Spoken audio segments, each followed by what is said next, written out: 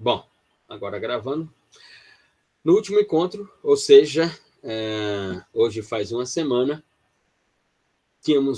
havia deixado um texto do professor Walter Benjamin, por uma crítica da violência, um texto de 1921, um clássico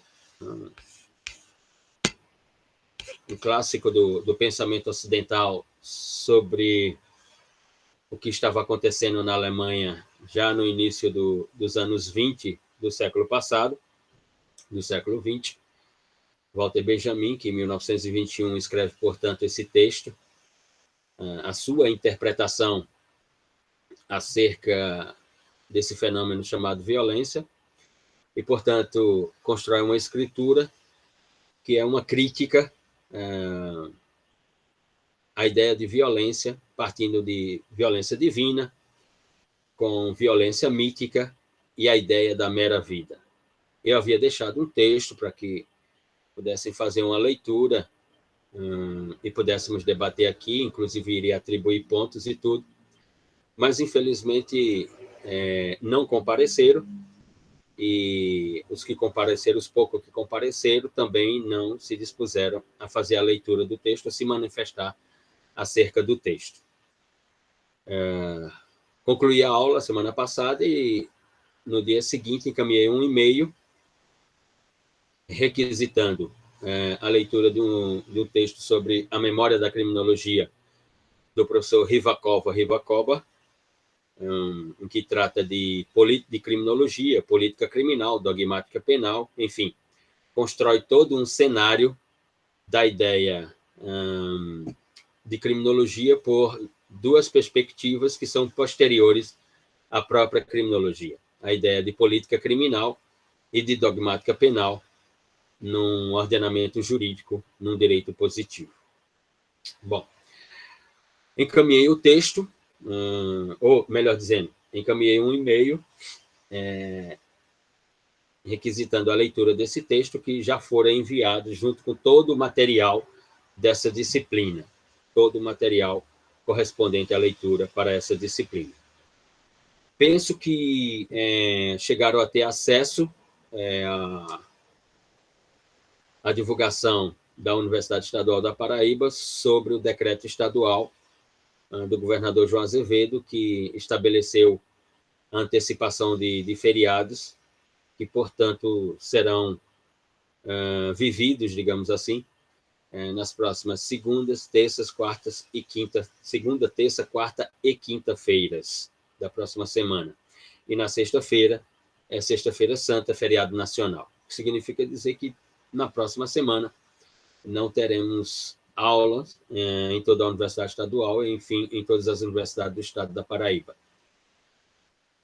Para tanto, eu vou encaminhar um e-mail hoje à noite ou amanhã pela manhã, requisitando que aqueles que tenham interesse, como não teremos aulas na próxima semana, aqueles que tenham interesse poderão, portanto, gravar um vídeo de até 3 minutos, encaminhar para o e-mail que eu vou indicar lá na mensagem que estarei enviando para todos e todas, encaminhar seu vídeo para esse e-mail sobre um dos temas até aqui tratado. E eu atribuirei de 0 a 5 pontos àqueles que enviarem esse vídeo, né? Já que não teremos aula semana que vem, só retornaremos na próxima semana, conforme o decreto de Sua Excelência, o governador do estado, João Azevedo.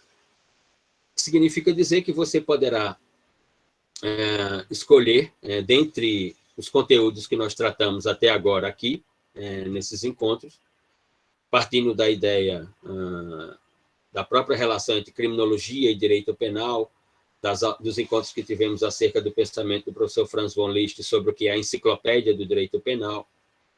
E aí você pode dividir a sua manifestação dentro da enciclopédia do direito penal sobre criminologia e qual é o pensamento de Franz von Liszt sobre isso, ou sobre política criminal, dogmática penal, bem jurídico protegido, enfim, sobre o que falamos aqui. Poderá tratar sobre a relação acerca da sociologia criminal e da criminologia, nas teorias que falamos aqui, nos vários tópicos teóricos que elencamos aqui, seja da teoria da subcultura criminal até a teoria da anomia que mencionamos aqui nos encontros.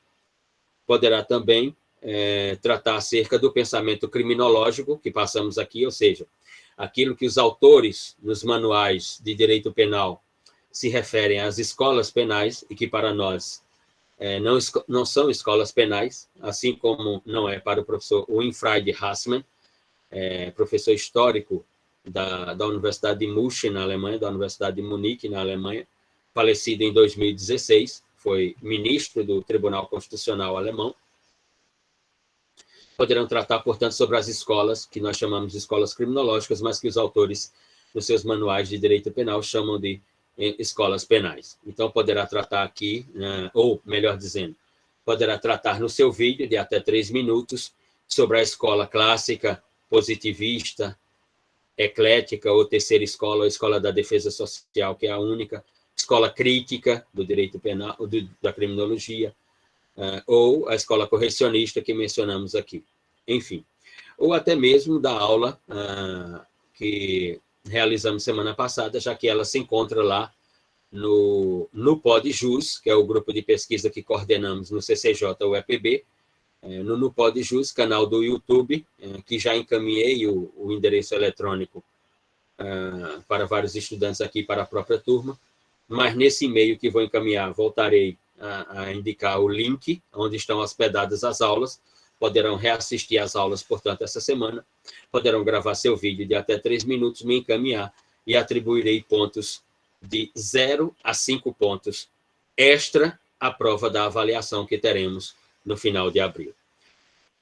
Englobando a aula da semana passada, que tratamos aqui sobre sociedade, direito e crime, né, e os vários aspectos envolvendo essa fenomenologia que falamos aqui a semana passada, como, por exemplo, a cultura do crime no Brasil, que tratamos sobre ela, a também cultura ou ideia ou construção do medo na realidade sociológica brasileira, e que vai transbordar para a ideia de sociologia criminal e de criminologia e de direito penal, ou seja, nos processos de criminalização do direito penal, irá além, digamos assim, além fronteiras dessa disciplina, para a própria ideia da atuação policial na realidade das relações sociais no Brasil.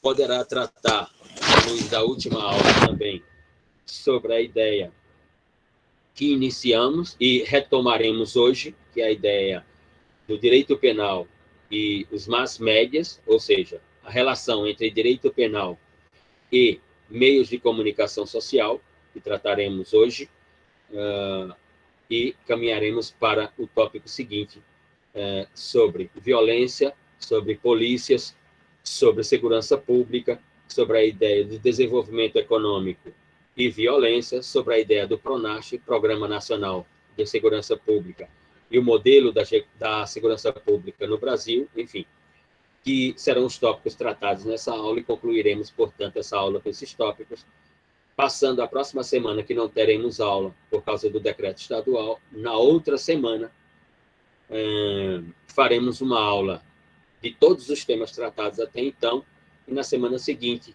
iniciaremos o que nós chamamos de Criminologia Unidade 2, ou Criminologia 2, ou Memória da Criminologia 2, e conversaremos com todas e todos acerca da avaliação que tem que acontecer até o final de abril, digamos assim. Lembrem-se que podem me interromper a qualquer momento, enfim, pode se manifestar a qualquer momento. Volto a repetir, enviei um e-mail na semana passada sobre a sugestão da leitura do texto do professor Rivacoba, é um grande autor latino-americano, acerca das concepções criminológicas e da própria memória da criminologia e do direito penal no mundo ocidental e na América do Sul, na América Latina em geral. Um autor reconhecido internacionalmente, não só na América do Sul ou Latina, mas também em toda a Europa e nos Estados Unidos.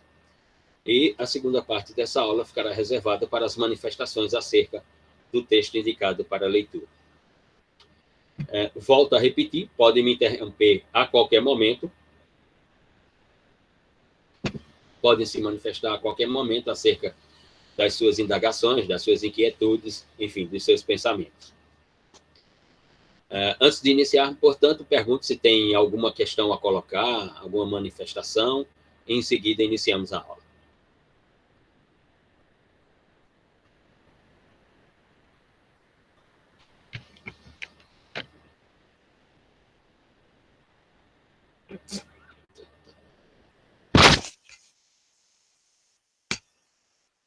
Sem questões, sem manifestações, sem perguntas, sem inquietações, podemos iniciar?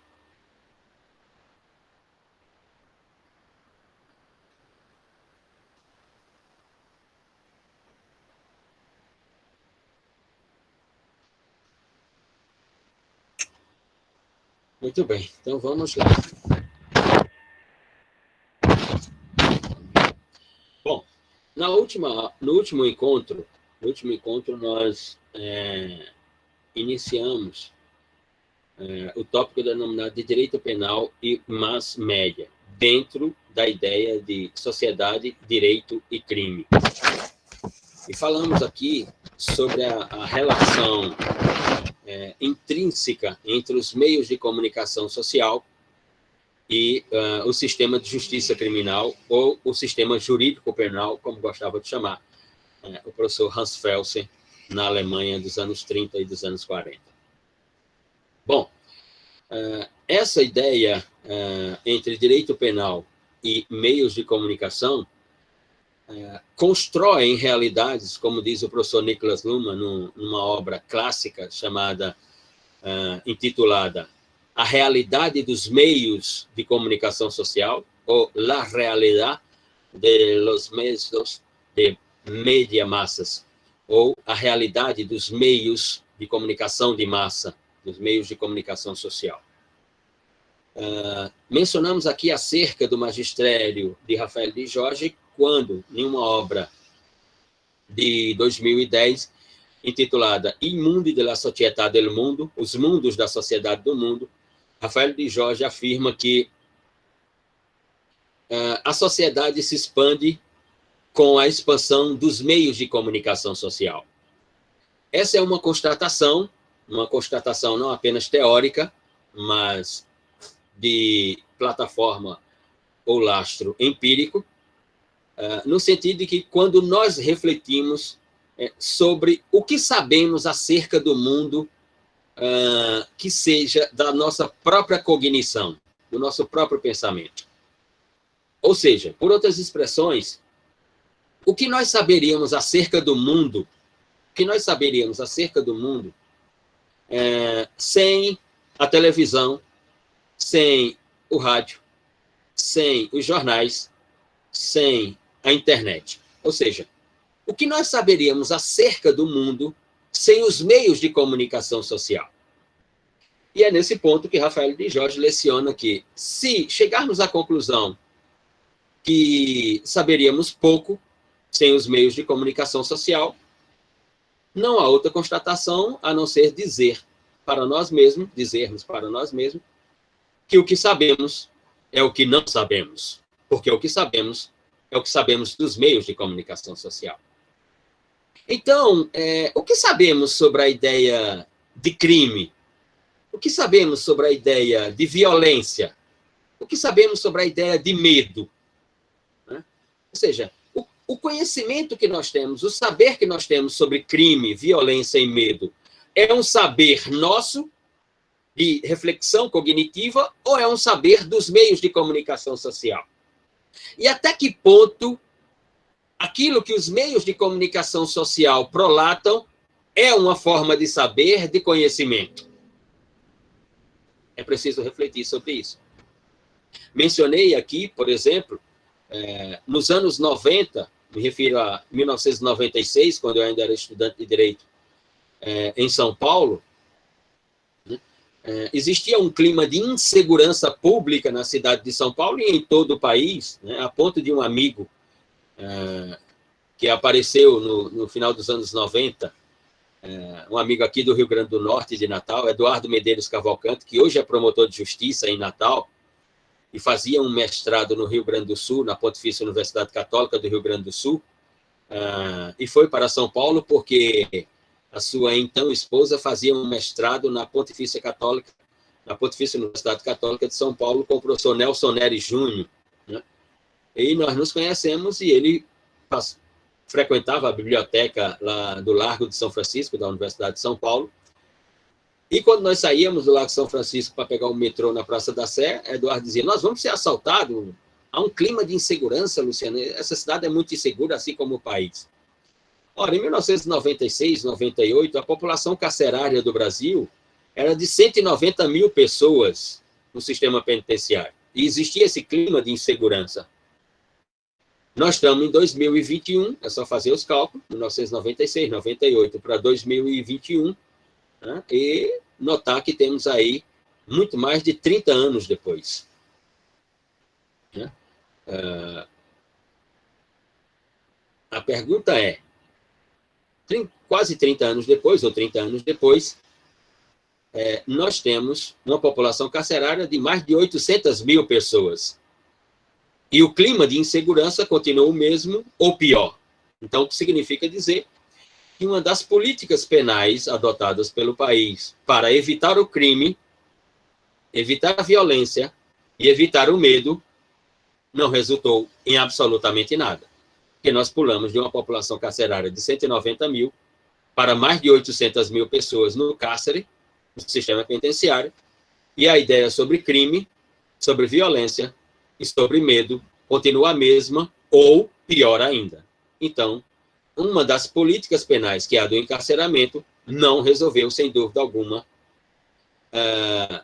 os problemas que nós tínhamos nos anos 90. Ou seja, a relação construída a partir dos meios de comunicação com o direito penal, né, que provocou no direito penal processos de criminalização, que provocou no direito penal processos de máxima intervenção, ou como dizia o professor Winfried Hassmann, na Universidade de Munique, la prima intervenção, né, ou a primeira intervenção.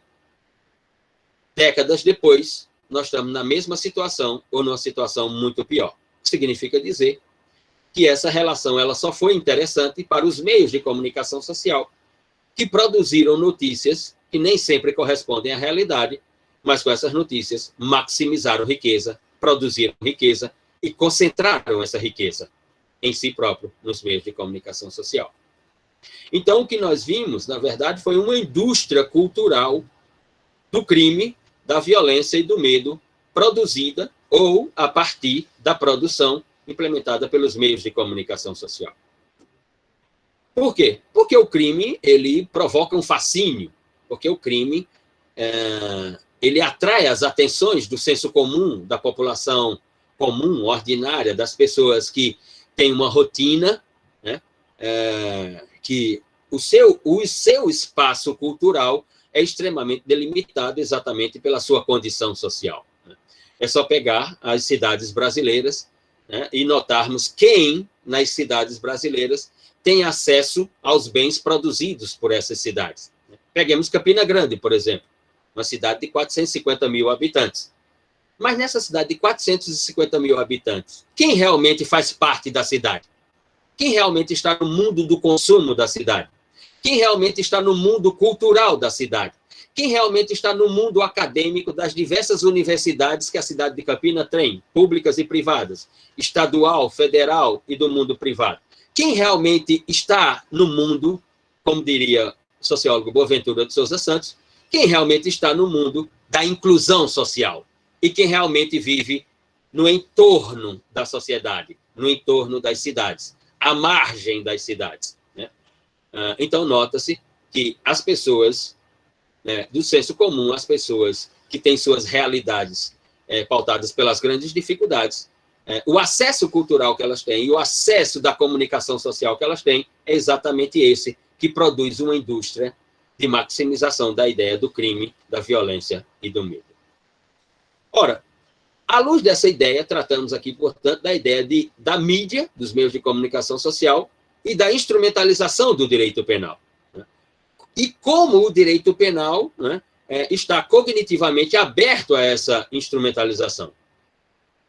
Porque, através dessa relação entre meios de comunicação social e direito penal, nós temos uma institucionalização da insegurança pública.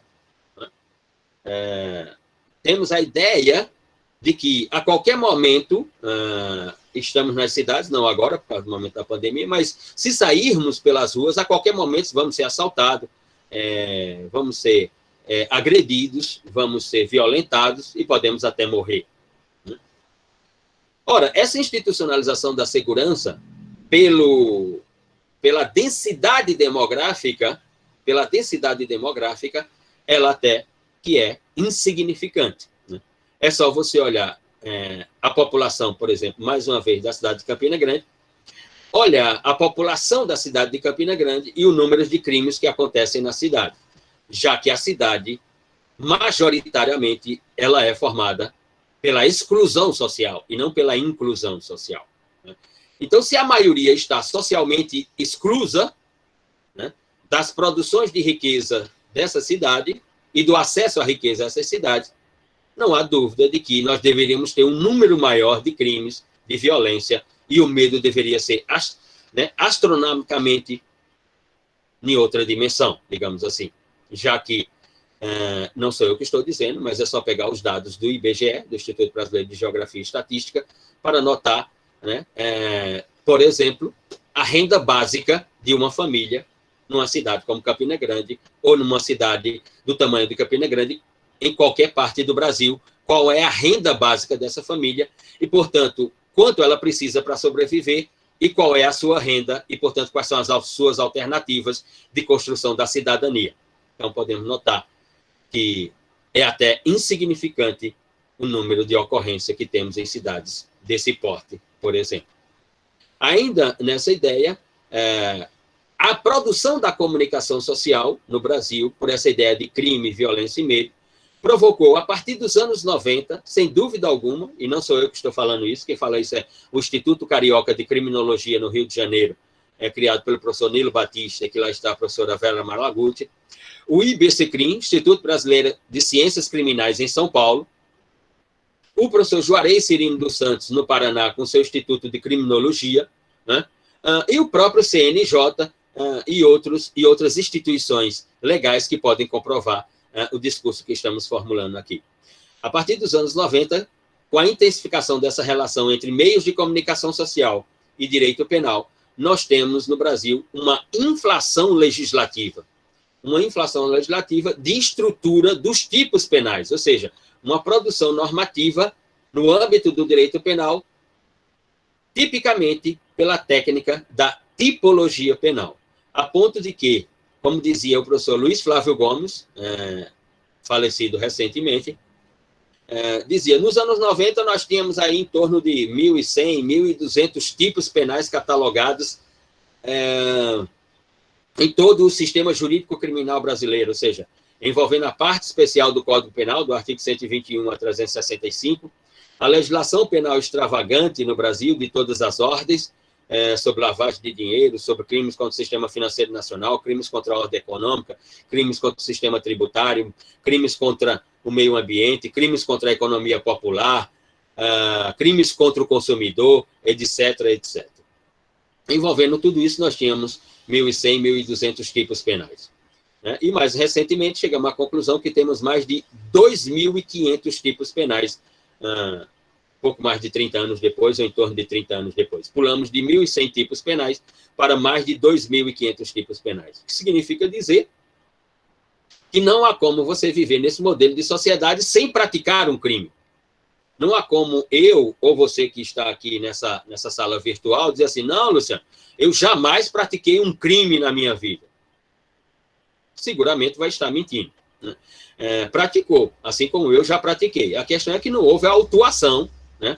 A autoridade policial não autuou, não houve flagrante delito, ou não houve depois apuração, ou não houve investigação, ou não houve oferecimento de denúncia, se foi o crime dessa natureza de ação penal pública, ou se fosse um crime de ação penal privada ou condicionada à representação e assim por diante.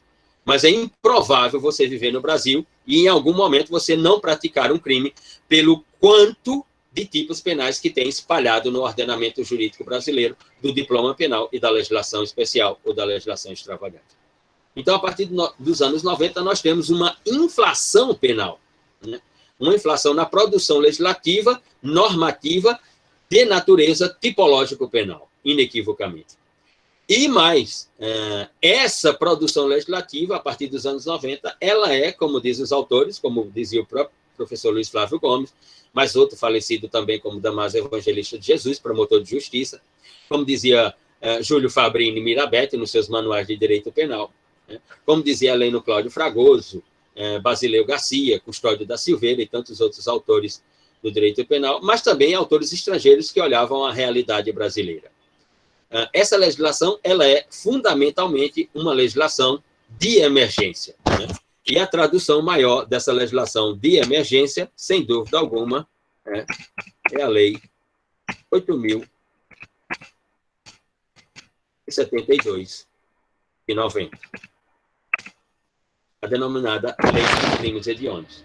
Ela é, sem dúvida, a maior das estéticas de uma legislação penal de emergência. Ou seja, Mona, essa inflação legislativa penal ocorre apenas no Brasil? Não. Ótima pergunta, Mora. Não. Esse fenômeno da legislação de emergência ou da inflação legislativa, ele é um fenômeno em toda a América Latina. Países como a Argentina, Colômbia e México também sofreram esse fenômeno. O Uruguai, nem tanto, em função de que é um país pequeno, de uma população pequena, de apenas 5 milhões de habitantes, ou um pouco mais, né? Mas países como Brasil, Argentina, Colômbia e México sofreram, sem dúvida alguma, da denominada inflação legislativa. No nosso caso, a partir dos anos 90, fundamentalmente por essa ideia do temor, né? Por essa ideia da expansão da criminalidade no Brasil, né?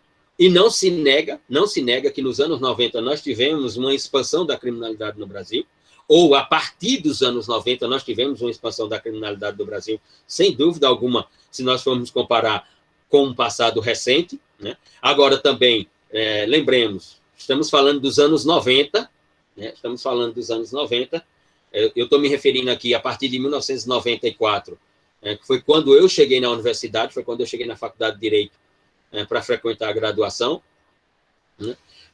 Em relação ao passado recente, você nota que houve uma crescente da ideia de criminalidade. É verdade que antes nós tínhamos tido uma redemocratização em 1986, né? Nós vivemos uma ditadura de 1964 a 1985, 1986 nós temos eleição direta, né? E temos, portanto, eleição direta para prefeitos, deputados, governadores, não para presidente da República. Em 86, a eleição foi indireta, né, no parlamento, aquela histórica eleição que estava de um lado Tancredo Neves e do outro Paulo Maluf, né?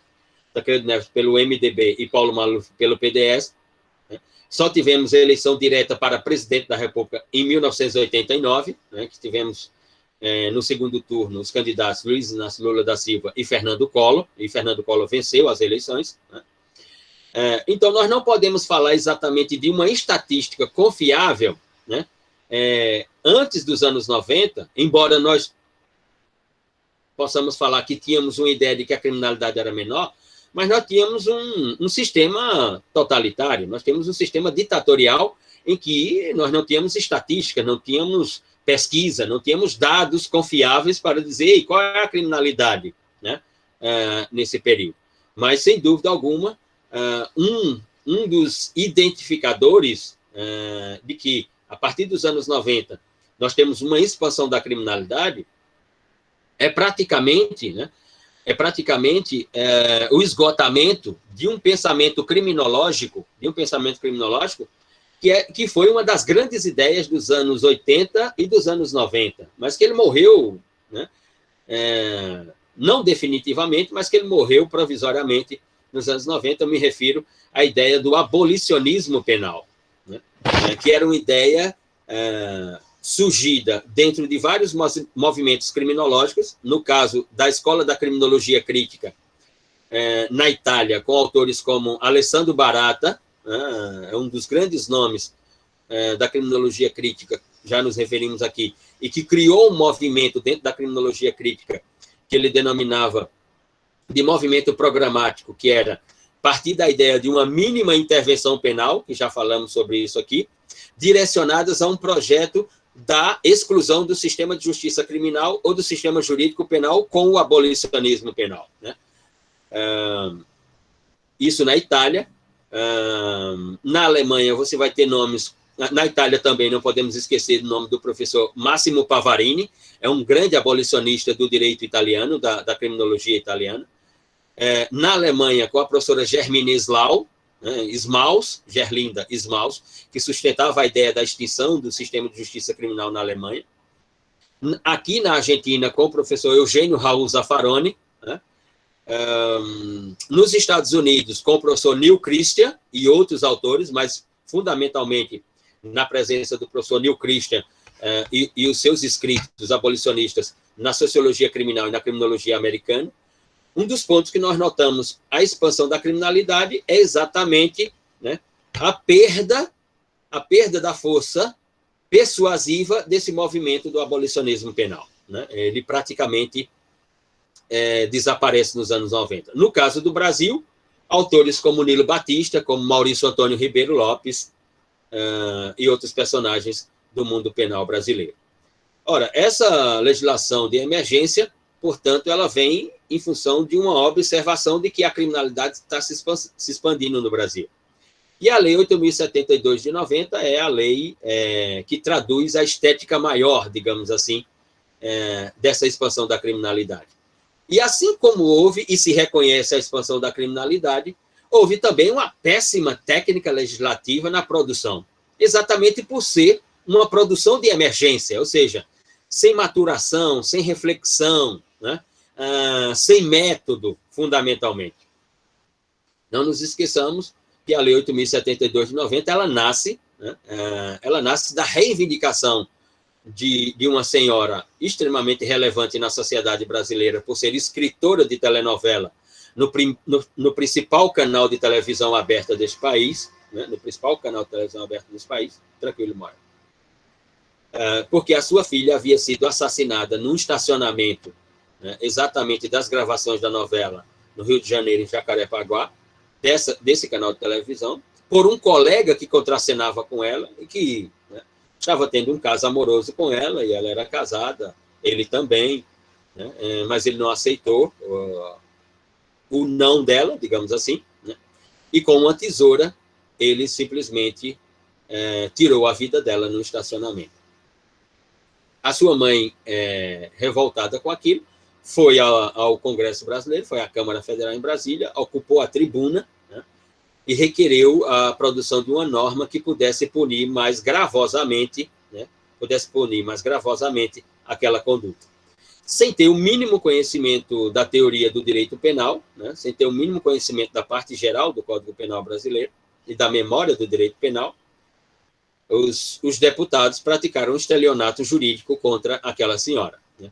Porque a norma que estava nascendo não poderia ser aplicada ao caso da sua filha, né? Exatamente pelo princípio da irretroatividade da lei penal no tempo e no espaço. Ou seja, a lei só poderia retroagir para atingir aquele caso se a lei fosse uma lei, como chamam os teóricos do direito penal, uma lex mitio, ou seja, uma lei mais benéfica. Como ela era uma lex gravio, ou seja, uma lei mais gravosa, ela não pode retroagir, ela só pode valer para os casos futuros que vierem a acontecer. Mas isso não explicaram àquela senhora, e ela saiu de lá da Câmara Federal com a ideia de que a filha dela, ou o caso da filha dela, o sujeito ativo do delito daquele caso responderia mais gravosamente pela conduta praticada contra sua filha, o que não aconteceu.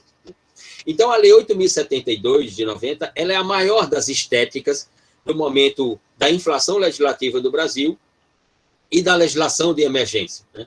a partir, inclusive, da própria expressão, né, a ponto do próprio professor Luiz Flávio Gomes ter escrito um artigo para a Revista Brasileira de Ciências Criminais, do IBCCRIM, do Instituto Brasileiro de Ciências Criminais, naquele mesmo ano, em 1990, sobre a Lei 8.072 de 90, que ele chamou de a hedionda Lei dos Crimes Hediondos. Por quê? Porque nós não tínhamos o conceito do que é hediondo. Aliás, até hoje não existe conceito do que é hediondo. Então, a lei fica tratando sobre um crime que ela chama de hediondo, sem ela construir, teoricamente, qual é o conceito de hediondo. Né? Então, nós estamos falando sobre tipologias, que é só observarmos. Homicídio qualificado, por qualquer das qualificadoras. Emprego de veneno, motivo fútil, torpe, asfixiamento, né?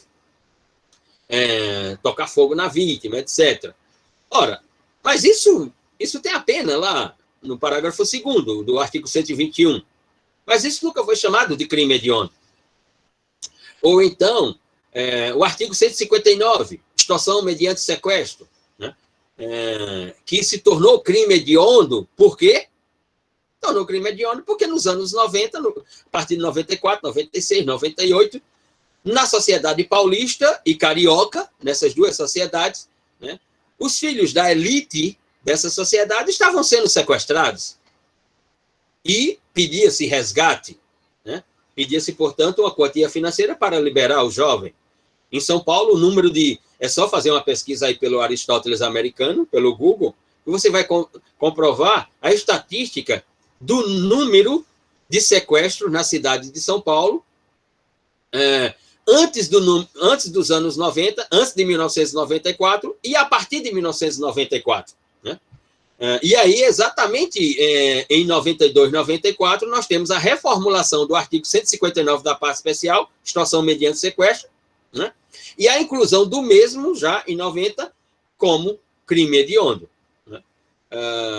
E outras tipologias. Enfim, uma série de tipologias que, em momento algum, na memória do direito penal, fora chamada de hedionda, passaram a ser hediondas. Nesse caso, podemos relacionar essa inflação legislativa penal às disparidades sociais e econômicas brasileiras, bem como aos aspectos conjunturais, políticos e a atuação dos meios de comunicação de massa, em que medida criminalizar condutas pode resultar em redução da violência, já que o encarceramento não produz resultados satisfatórios. Qual seria uma política criminal eficiente nesse sentido? Vamos lá, Mora. Primeiro, majoração de penas, multiplicação de tipos penais e política de encarceramento em nenhuma parte do mundo resolveu o problema da criminalidade. Em nenhuma parte do mundo resolveu o número de ocorrências criminais, a ideia de violência ou a sensação do medo. Não conheço nenhum país no mundo civilizado, que tenha resolvido seus problemas de criminalidade, né, com política de encarceramento, ou majoração de penas, ou produção de tipos penais. Peguemos o país mais rico do planeta, os Estados Unidos da América. Os Estados Unidos da América têm essa política de criminalização, majoração de penas, encarceramento. A população dos Estados Unidos, e não sou eu que estou falando isso, quem fala isso é o professor Alessandro Di Giorgi, num livro que você pode encontrar aí pela internet, pode ir aí agora no Google, no Aristóteles americano, e colocar Alessandro De Giorgi, Alessandro de espaço D-E-G-I-O-R-G-I,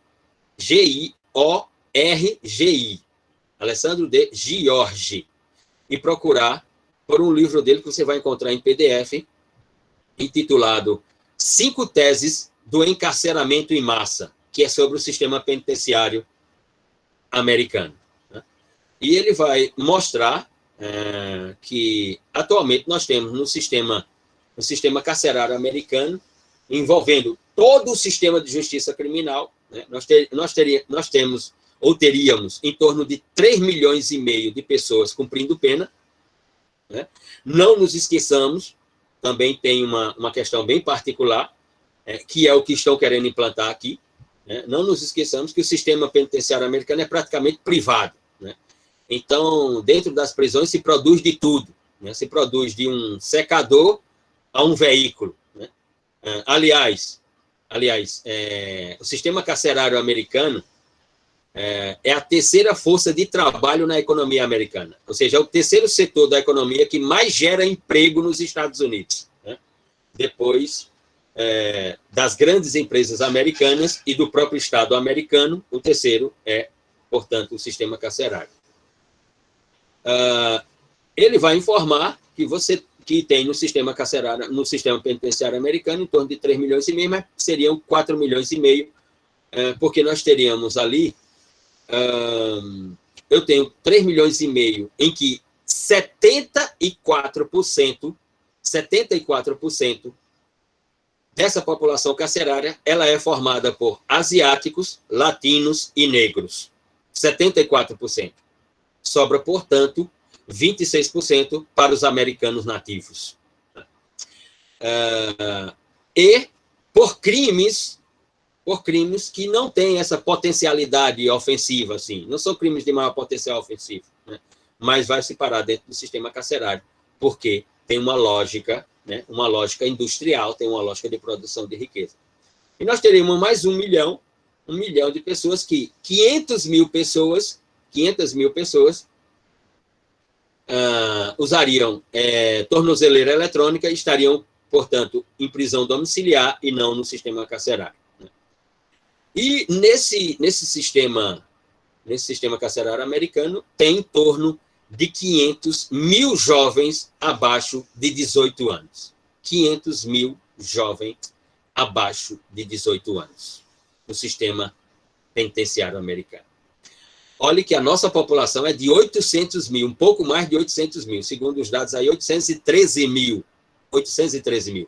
Nos Estados Unidos, só de adolescentes, menos de 18 anos, nós temos 500 mil. Ora, não me parece que os americanos resolveram o seu problema, né, de criminalidade. Não me parece.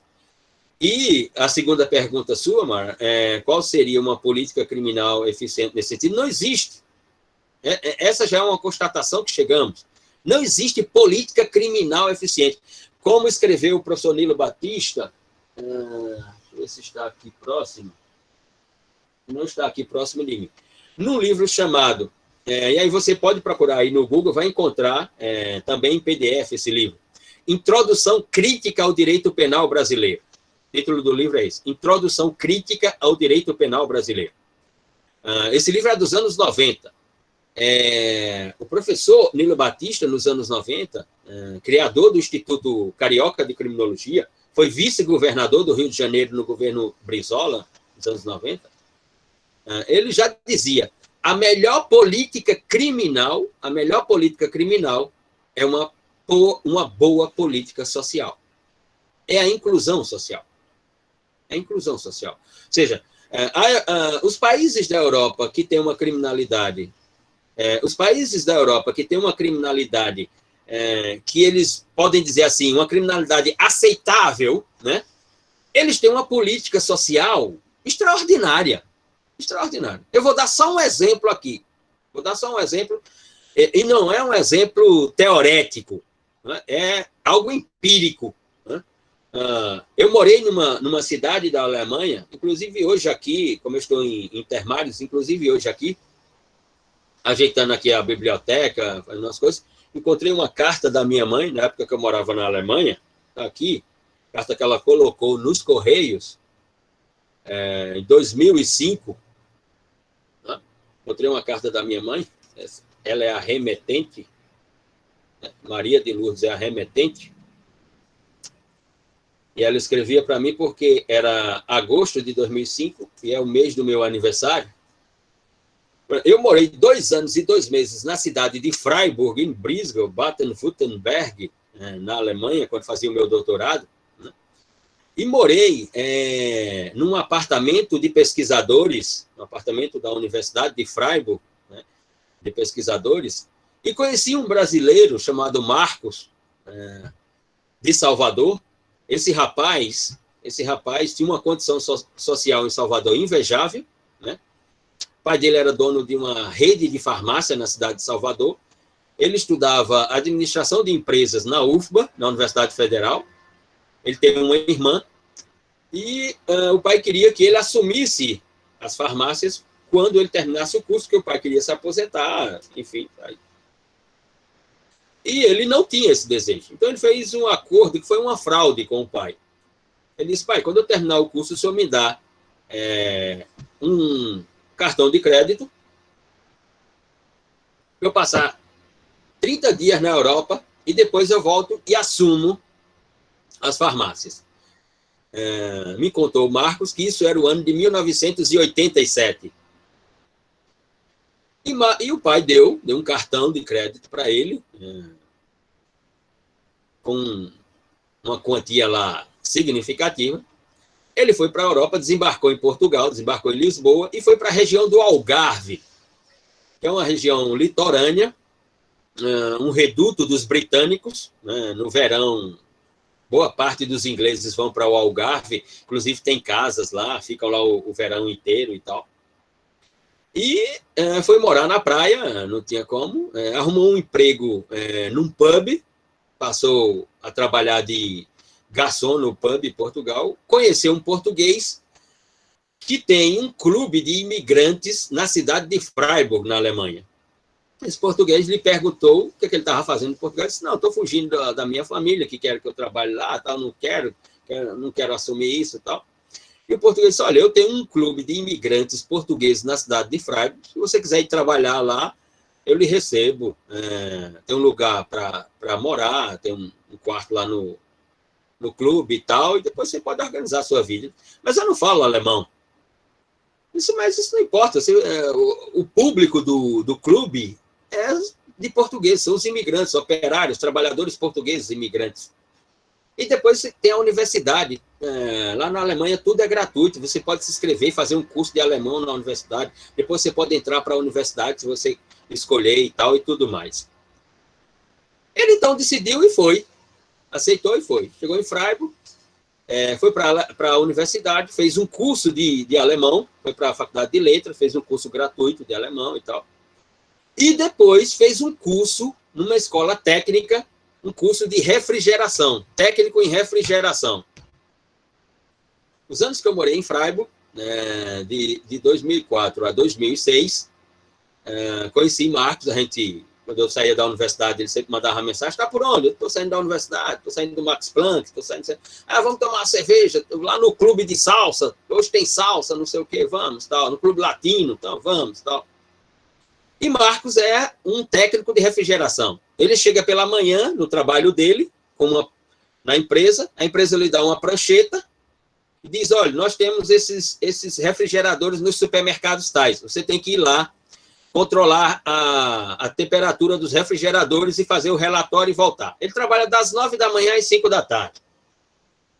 Em 2005, quando nós nos conhecemos, o salário dele era 5.000 euros. Repito, 5.000 euros. Um técnico de refrigeração. Então, obviamente que Nilo Batista tem alguma razão quando ele dizia no início dos anos 90, que a melhor política criminal, não há dúvida, é a boa política social. É só você, aí pela internet, acessar as TVs alemãs e assistir o telejornal na Alemanha. Se vai aparecer programas como os que nós temos aqui, programas policiais como o do Datena, como aquele do tal do Marcão, no SBT, ou aqui na Paraíba como o do Samuca e outros e tal. Esses programas não existem lá. O programa não existe. Ítalo, no meu ver, preferem investir na construção de um presídio ou algo do tipo, do que investir na área social do país. Qual o motivo? Teoricamente, irão gastar menos e o resultado sabemos qual é. Ítalo, para responder sua pergunta, é só você dar uma olhada na arquitetura dos presídios no Brasil.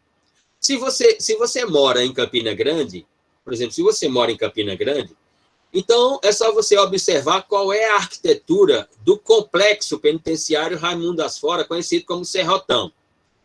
E aí eu lhe devolvo a pergunta. A arquitetura do Serrotão, ela parece mais com o Fórum Afonso Campos ou ela parece mais com uma senzala?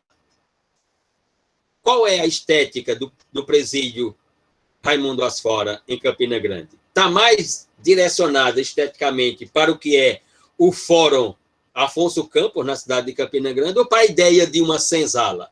E aí eu respondo a sua pergunta. Por quê? A questão é elementar. A questão é elementar. Não sei se vocês já refletiram sobre isso, né? Ou se vocês conseguem identificar nas pesquisas de vocês. Mas há algo que passa nesse país por uma normalidade que é inacreditável. Nós temos um Código Penal de 1830, um Código Penal de 1890, um Código Penal de 1940, 3 códigos penais. Um Código de Processo Penal que só veio aparecer em 1941. Antes, nós tínhamos a Emenda Constitucional de 37, que tratava sobre questões processuais penais, e uma lei de 1932. Código de Processo Penal só veio aparecer em 41. Sim. Código Penal 40, Código de Processo Penal 41. Mas não cabe uma pergunta elementar? Tá, Luciano? E a lei de execução penal? Porque se tem um Código Penal, é porque tem uma legislação que diz que alguém pratica crime. Se tem um Código de Processo Penal, é porque esse Código Penal prevê o tratamento do cometimento desses crimes. Não vou discutir aqui se o processo penal é inquisitivo, é misto, é acusatório, né? É inquisitivo garantista, é acusatório parcial, porque esses termos trato lá na disciplina de processo penal. Sim, e a lei de execução penal? Porque quando o juiz prolata uma decisão penal condenatória, alguém vai cumprir a pena. E alguém que vai cumprir a pena não tem nenhum direito e dever? Por que é que nós não tínhamos uma lei que dizia qual eram os direitos e os deveres daquele que agora era um condenado, apenado, e que ia ser enclausurado no presídio? A lei de execução penal, a lei 7.210, só aparece em 84. Ou seja, nós ficamos de 1830 a 1984 condenando as pessoas e mandando-as para um cárcere sem ter um diploma normativo que dissesse quais eram os seus direitos e quais eram os seus deveres. Ou seja, nós ficamos 154 anos, 1 século e meio, sem uma lei de execução penal. Essas pessoas eram tratadas como? Como cidadãos ou como escravos? Qual era o tratamento que essas pessoas recebiam? Assim, são depósitos de seres humanos, não tem como devolver ninguém ressocializado. A ressocialização fica apenas na teoria. Moara, por que não há perspectiva de ressocialização? É apenas a punição. Sabe por que não há perspectiva de ressocialização, pessoal? Aqui, com essas palavras de vocês aí no chat, provoca a minha memória. Nos meus estudos de direito penal, né, e olhe que eu não comungo muito das ideias penais, né, desse professor, mas tenho por ele uma admiração, um respeito, né, imenso, mas não me aproximo das suas construções. Eu me refiro ao professor Miguel Reale Júnior. Quando ele entrava em sala de aula para lecionar direito penal, no Largo São Francisco, e que começava essas discussões sobre fundamento da pena, finalidade da pena, a pena é puramente retributiva, é punição, é castigo, ou a pena ela é ressocializadora, ela tem uma função de reintegrar o apenado à sociedade, etc. Vocês me provocam, né, um start aqui na pasta C2 pontos das aulas de Miguel Reale Júnior. Quando começava esse debate na turma, e ele dizia assim: esse debate não tem sentido algum. E a gente dizia: por que, professor, não tem sentido algum?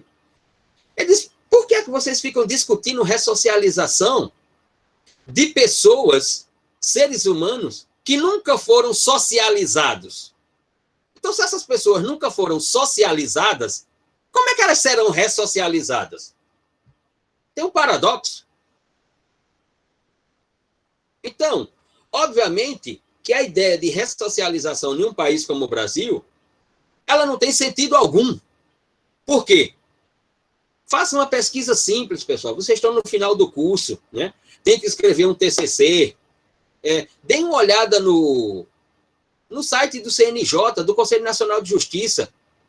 Aqueles que querem escrever sobre direito penal, sobre processo penal, sobre execução penal, sobre criminologia, deem uma olhada no site do CNJ para você notar qual é a escolaridade do apenado brasileiro em média.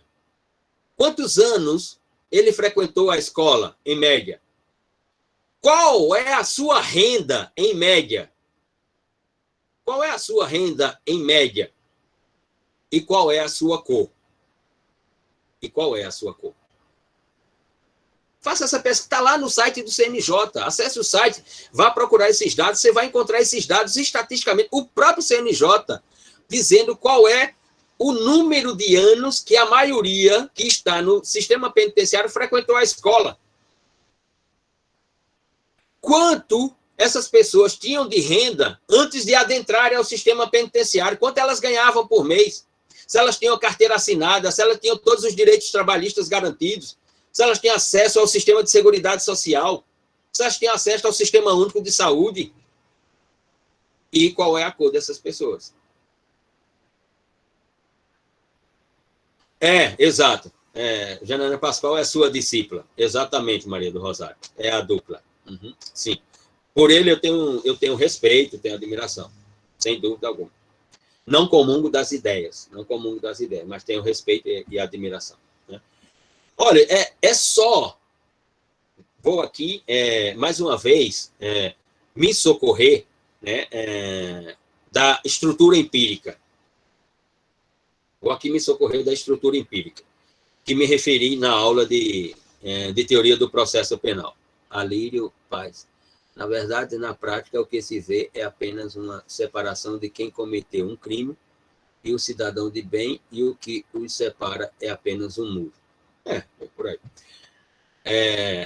Na noite de Natal, veja, escute a narrativa, e ao escutar essa narrativa, já que você está aí com seu notebook, ou aqueles que estão no notebook, vá ao Google e os nomes que eu for colocando aqui, procure aí no Google, que você vai ler a reportagem, ou você vai ler dezenas de reportagens, ou centenas de reportagens sobre esse caso.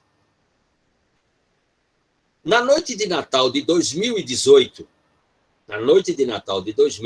na cidade do Recife, no bairro de Joana Bezerra, na região central da cidade do Recife, no bairro de Joana Bezerra, um ônibus coletivo foi assaltado por 2 sujeitos que estavam armados, estavam dentro do ônibus, como se fossem passageiros. Quando o ônibus chega numa certa paragem, num certo ponto de ônibus, eles se levantam do banco no qual estão e dão voz de assalto ao cobrador. E assaltam algumas pessoas que estão dentro do ônibus. Só que no ônibus tinha uma câmara. Uma câmara. É na noite de Natal de 2018. Cerrou, passou-se 2019, passou-se 2020, chega 2021. Em janeiro de 2021, uma testemunha, vendo o vídeo de dezembro de 2018 e fotografias, aponta uma pessoa numa fotografia como se fosse um dos sujeitos que assaltaram o veículo, que assaltaram o coletivo. O seu nome é Paulo Mariano. Seu nome é Paulo Mariano, conhecido como Paulinho. Então, o promotor de justiça, com base nesse testemunho, o promotor de justiça requer ao juiz a expedição de um mandado de prisão preventiva. O juiz concede mandado de prisão preventiva. O promotor, juntamente com os policiais, procuram Paulo Mariano para executar o mandado de prisão. Paulo Mariano é o massagista do Clube Náutico Capibaribe, clube de futebol do Recife. Paulo Mariano já foi massagista do Esporte Clube do Recife, clube da primeira divisão do futebol brasileiro. Aliás, iniciou seu trabalho de massagista lá no esporte.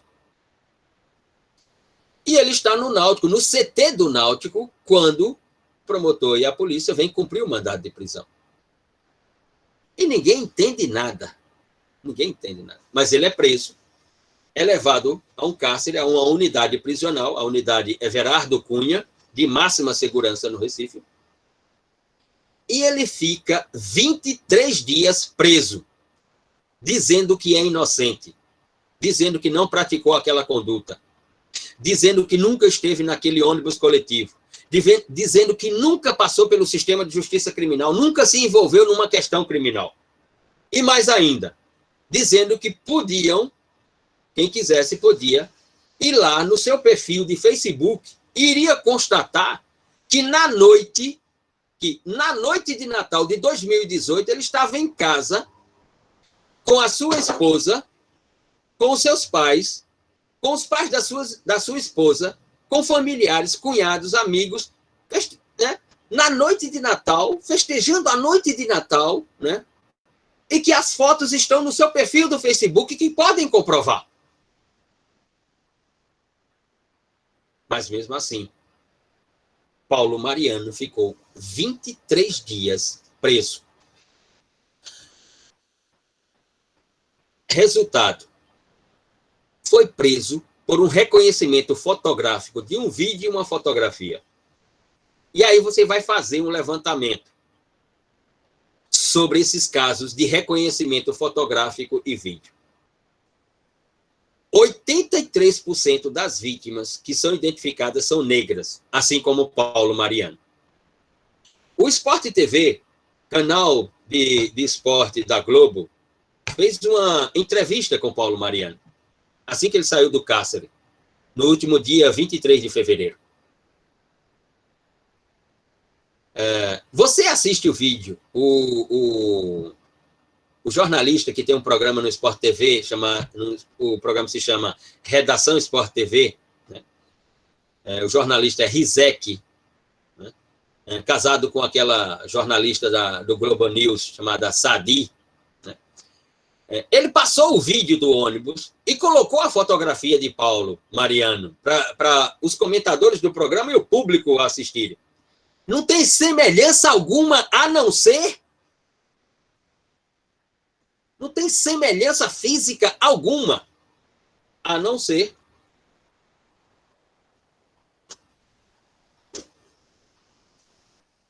a cor da pele. De cada 10 casos, o reconhecimento de cada 10 casos, 8,3 são sempre pessoas negras. Dê uma olhada na população carcerária brasileira, qual é a cor das pessoas que lá estão cumprindo pena.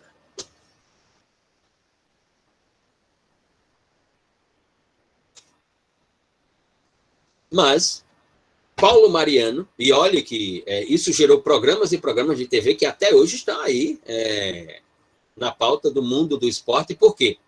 Porque Paulo Mariano nunca teve uma passagem pelo sistema de justiça criminal. Nunca respondeu a um inquérito, nunca respondeu a uma ocorrência, a um boletim. Nunca. Não tem isso na biografia dele. Ora, com todo respeito, custava ao promotor de justiça, antes de requerer o mandado de prisão ao juiz, já que tinha uma testemunha dizendo que, pelo reconhecimento fotográfico, a pessoa que está no ônibus é aquela pessoa, e agora o promotor tinha os seus dados, custava ao promotor. É uma questão de investigação criminal. O Supremo Tribunal Federal já prolatou decisão dizendo que o Ministério Público é competente para investigar criminalmente.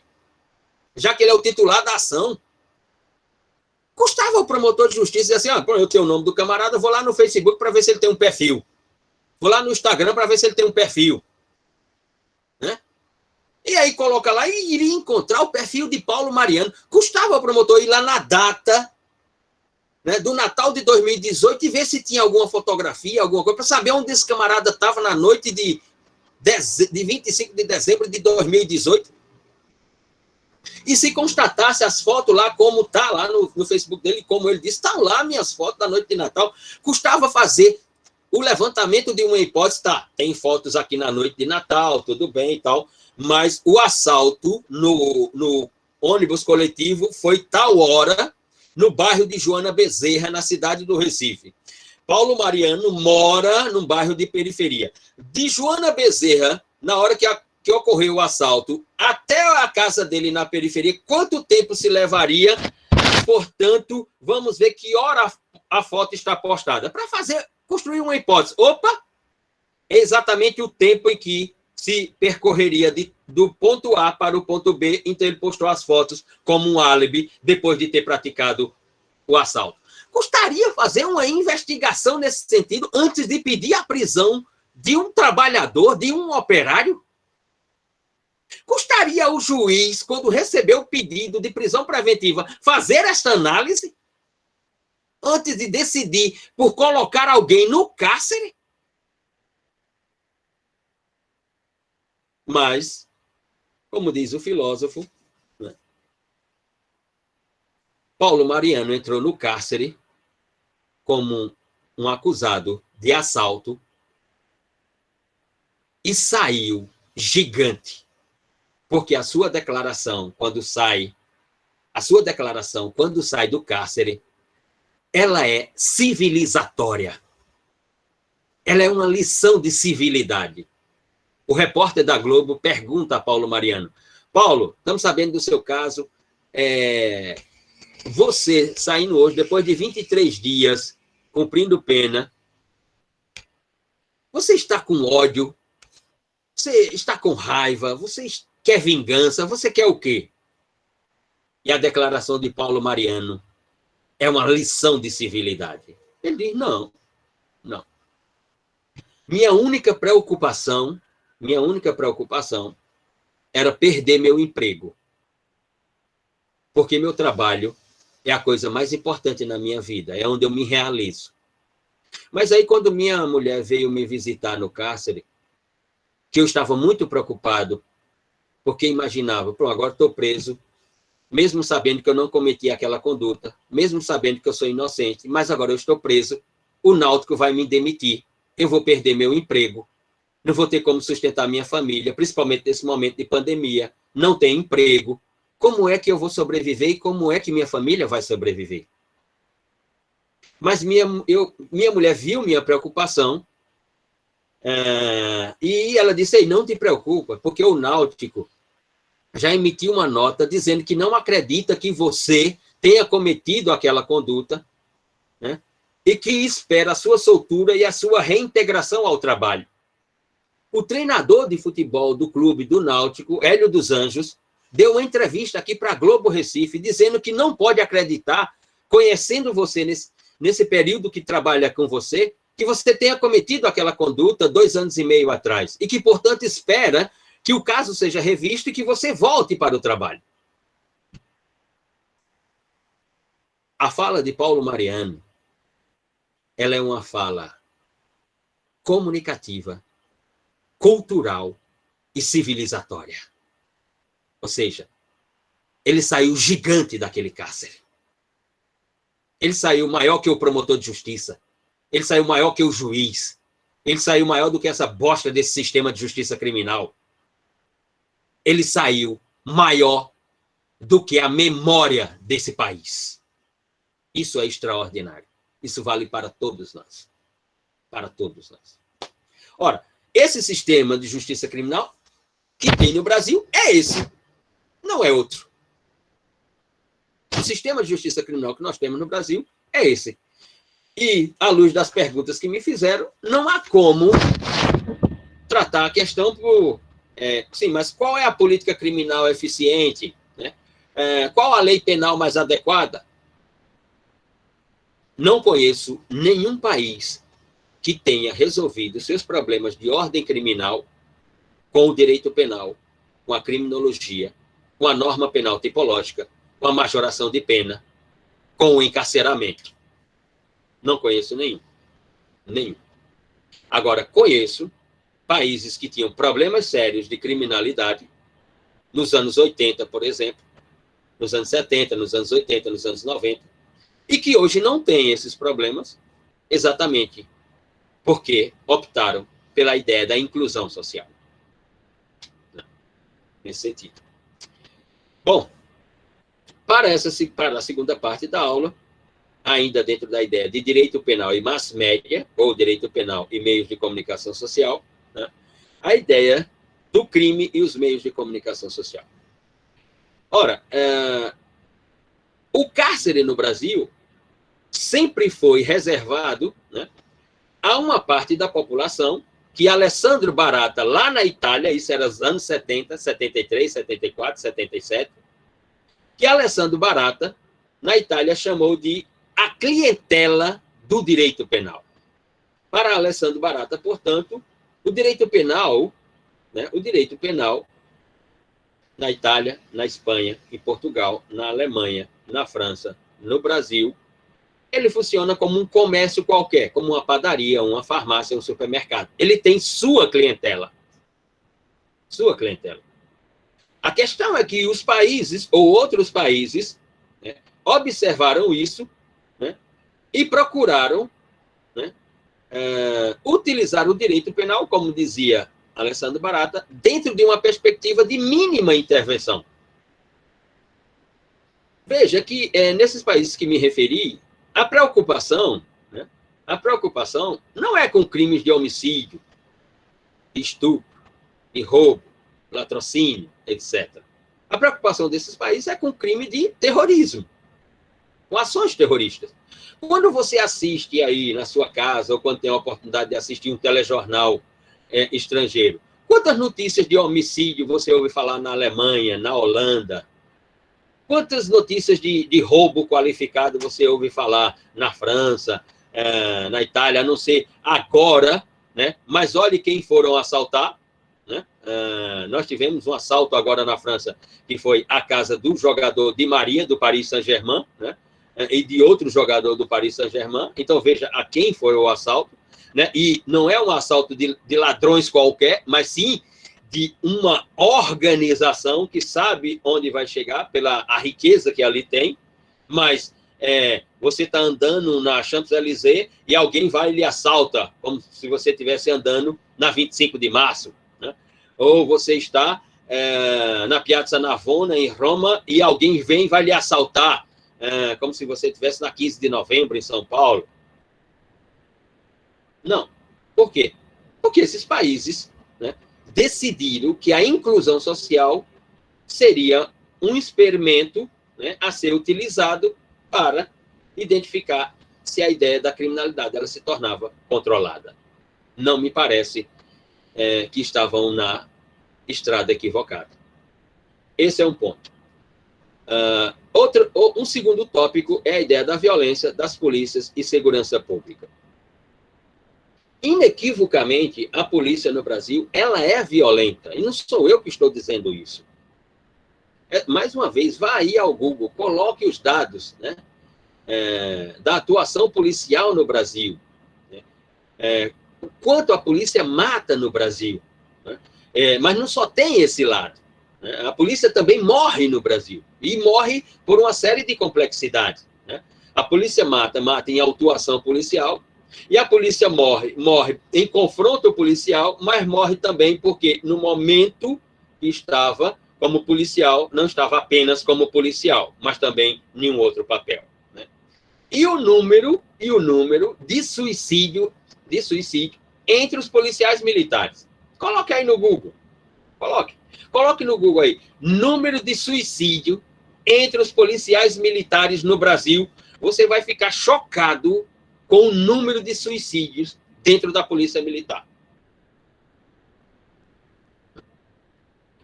Outra questão, né, é a questão do desenvolvimento econômico no Brasil e a violência. E esse é um caso brasileiro. Né? Esse é um caso brasileiro. Bom, havia crítica, né, até recentemente, do período do pool econômico do Brasil. Estou me referindo aqui ao pool econômico do Brasil entre 2002 e 2012, os 10 anos em que esse país, né, parecia que tinha encontrado o seu caminho definitivamente, né, tinha saído da 11ª posição da economia mundial e tinha alcançado a 6ª posição da economia mundial. Ou seja, em 2008, no auge da crise econômica internacional, né, em 2008, no auge dessa crise, né, e em 2010 ainda, né, o Brasil tinha uma economia superior à da Inglaterra, da França e da Espanha e da Itália. O Brasil era a 6ª economia mundial. E tínhamos uma série de ocorrências. Então, os teóricos da sociologia criminal, da criminologia, diziam que o modelo econômico do Brasil proporcionava o aumento da criminalidade. E analisando alguns tipos penais, como, por exemplo, homicídio, roubo, estupro. Não nos esqueçamos que, nesse período, nós tivemos uma reformulação normativa na parte especial do Código Penal e na legislação extravagante, né, sobre alguns tipos penais e o agravamento de penas. E sem falar na redefinição dos conceitos tipológicos. Vou dar um exemplo aqui. O crime de estupro, por exemplo. Crime de estupro. Que até 2008, quem só podia ser vítima de estupro no direito brasileiro era a mulher. Que até 2008 nós não tínhamos o tipo penal de estupro de vulnerável, ou seja, ter ou manter conjunção carnal com menor de 14 anos de idade. Pena, 8 a 15 anos de reclusão.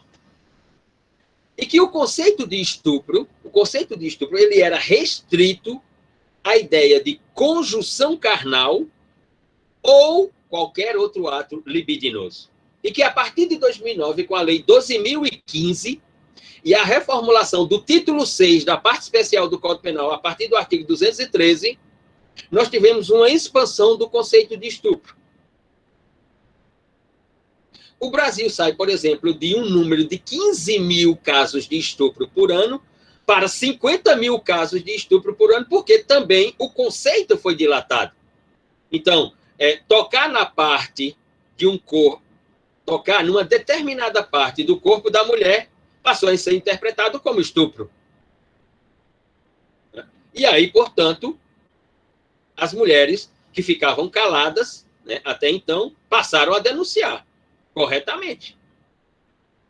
E aí, obviamente, com o alargamento do conceito de estupro, que homem também passou a ser sujeito passivo do crime de estupro, nós tivemos um pool, né, do tipo penal de estupro. E sem falar que as ocorrências que envolviam os menores de 14 anos não eram tipificadas como crime de estupro. Não nos esqueçamos que nós tivemos uma CPMI, uma Comissão Parlamentar Mista de Inquérito, que o deputado que coordenou os trabalhos dessa comissão era exatamente um deputado federal aqui da Paraíba, o padre Luiz Couto. E, ao final, ele publicou seu relatório.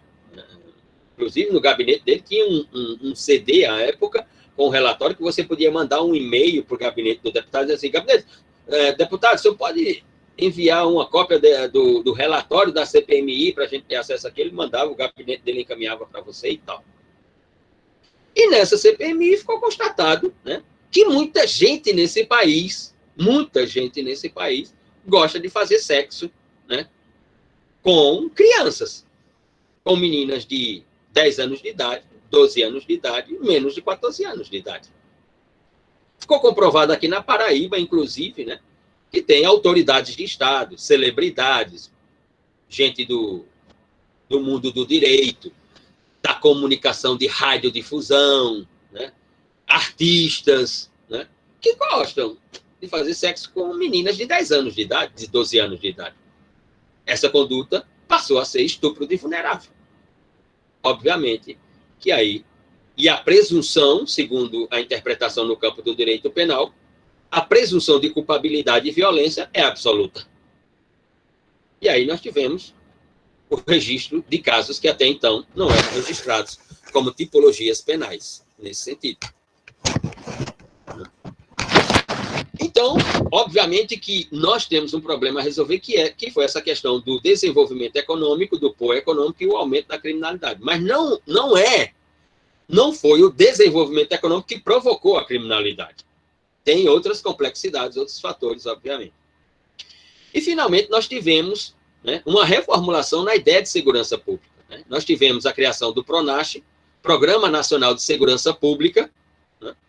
E o modelo de gestão de segurança pública no Brasil foi reformulado. Ou seja, a segurança pública, que era uma questão unicamente da União, portanto, do Poder Federal, né, passou a ser concorrente, no sentido de que os estados passaram a ter competência, as unidades da federação passaram a ter competência para implementar políticas de segurança pública, né, e os municípios também. Então, nós passamos a ter 3 atores responsáveis pela segurança pública na realidade brasileira: a União, os estados e os municípios. E aí a pergunta é, você que mora aí, seja lá qual for o município que você mora, qual é a política de segurança pública que o seu município tem? Qual é a política de segurança pública que o prefeito do seu município, aquele conhecido como prefeito constitucional do seu município, implementa? Ou seja, o que é que o prefeito fala sobre a segurança pública no seu município quando ele diz, olha, essa é uma questão na qual eu também tenho competência para tratar e a nossa ideia de segurança pública aqui nesse município vai se pautar por isso. O que é que os prefeitos constitucionais entendem ou planejam sobre segurança pública no Brasil? Já que, de um determinado tempo para cá, a ideia de segurança pública, ou a competência para tratar sobre segurança pública, ela é dos 3 poderes, dos municípios, dos estados, da federação e da União. Então, é nesse sentido. Né? Total de 0. Nós ouvimos os prefeitos fazendo discursos de segurança pública, dizendo assim, olha, eu sou candidato a prefeito e na minha gestão na prefeitura eu tenho um plano de segurança pública. Para a cidade aqui, cidade X. Para a cidade X, a segurança pública vai funcionar assim. Eu vou fazer parcerias assim, eu vou implementar tecnologias, eu vou requerer recursos assim para ser aplicado aqui. Nós ouvimos os prefeitos falarem de segurança pública? Não. Em regra, não. Nesse sentido. É sobre isso que eu me refiro. Bom, por hoje, nos nossos tópicos, ficamos por aqui. Temos o texto que eu encaminhei. Antes de me referir ao texto, lembre-se, amanhã pela manhã vou encaminhar um e-mail, né, vou encaminhar um e-mail para todos, já que não teremos aula na próxima semana, toda a semana, por causa do decreto do governador do estado, Sua Excelência João Azevedo, requerendo que, dentre os tópicos que trabalhamos aqui até agora, você encaminhe para um e-mail tal, que vai estar lá o endereço de e-mail, um vídeo de até 3 minutos, né, você se expressando, fundamentando o seu argumento, organizando o seu discurso, etc., e eu atribuirei nota de 0 a 5 pontos para aqueles que encaminharem o vídeo. Certíssimo. E sobre o texto que eu encaminhei do professor Rivacoba, quem gostaria de se manifestar?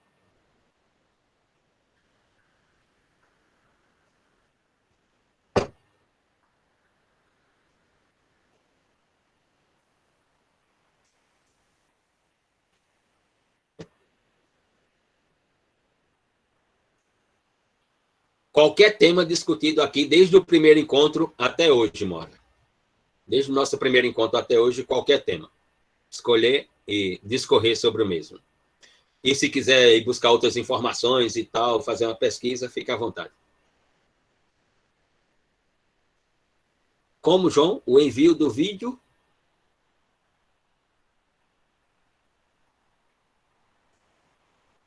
O que quer dizer, João, sobre o envio do vídeo? Até qual data? Até o final da próxima semana, até a próxima sexta-feira, porque na outra semana nós já teremos aulas, né? Até de hoje, uma semana.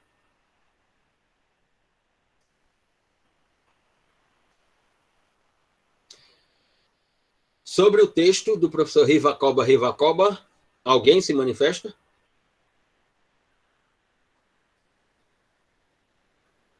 Podemos ter acesso aos vídeos que o senhor gravou? Sim, sim, claro.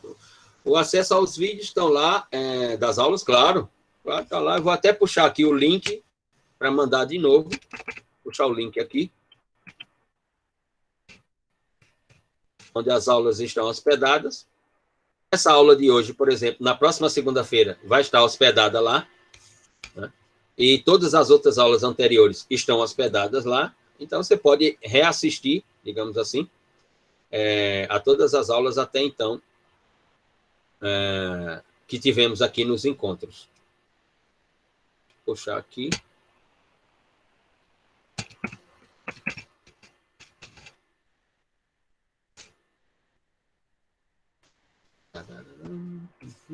Pronto.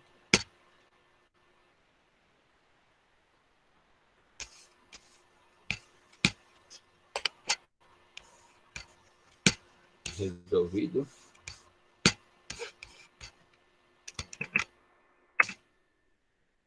As aulas estão hospedadas lá, com exceção da de hoje, mas a de hoje, na segunda-feira, estará lá hospedada e podem assistir novamente às aulas. Bom, mais uma vez, sobre o texto do professor Rivacoba.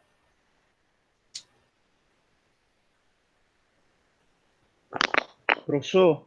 Sim? Eu confesso que não li com afinco, né, assim, fazendo anotação, enfim, mas o que eu li, eu entendi que ele faz uma